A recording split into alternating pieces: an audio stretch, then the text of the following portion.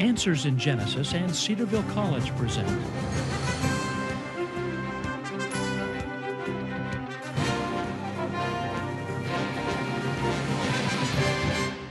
Answers with Ken Ham, a 12-part video series defending the Bible from the very first verse. Today's question, why is there death and suffering? And now, Ken Ham. How many of you have seen those movies, Lost World or Jurassic Park? Oh, you've all seen those evolutionary, new age, humanistic, anti-God, atheistic movies. Well, I saw them too, but for research purposes, I want you to know. But you remember one of the dinosaurs that starred in those movies, T-Rex. Remember what T-Rex looked like? And his sharp teeth? I have a question that I ask at seminars and in churches across this nation, other nations around the world. The question I ask is this: Tyrannosaurus rex had teeth up to 6 inches long. How would this dinosaur originally have been described? And then I give those options: plant eater, meat eater, and so on. When I ask that question, what do you think most people would say in our churches? What would their answer be? Meat eater, correct. That's what most people say, meat eater. However, let's start with the Bible. Let's build our thinking on the Bible. And what we're going to do is we're going to look at the universe, we're going to look at the world through our biblical glasses. It's one of the things that I like to say over and over again. We need to put on our biblical glasses and be looking at the world through our biblical glasses, not taking the world's ideas to the Bible.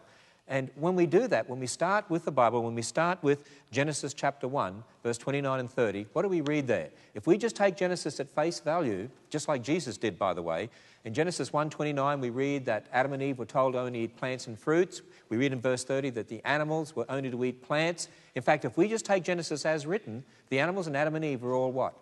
Vegetarian, weren't they? Now, of course, some people get worried about that and say, but we eat steak today and we eat chicken, and that's okay today, because a change occurred. You see, in Genesis 9, verse 3, after the flood, God said, just as I gave you the plants, now I give you the animals. In fact, even put the fear of man into the animals, changed even the behavior of animals, it would seem, there in Genesis chapter 9. Now, why am I emphasizing this? I'm emphasizing this for this reason. Very, very important, I believe. If you take Genesis to Revelation consistently, interpreting Scripture with Scripture, not bringing any outside ideas into the Bible, just take the Bible alone, on its own, you would never get the idea of death and disease and bloodshed and suffering and violence for millions of years before God made Adam, would you? In fact, I believe the Bible teaches death, bloodshed, disease, and suffering is a consequence of sin. See, think about this for a moment. At the end of the 6th day of creation, when God said everything was very good, do you think the world was full of cancer?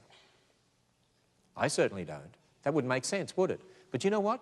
If you believe in millions of years as a Christian, you know what I find? I find the majority of Christian leaders, the majority of Christians in our churches, the majority of Christian professors at Christian colleges, the majority, sadly, believe in millions of years. But as soon as you believe in millions of years, I mean, a lot of Christians think, well, maybe dinosaurs died out millions of years ago, and they think, well, that's no conflict. We can believe in the Bible and believe in millions of years.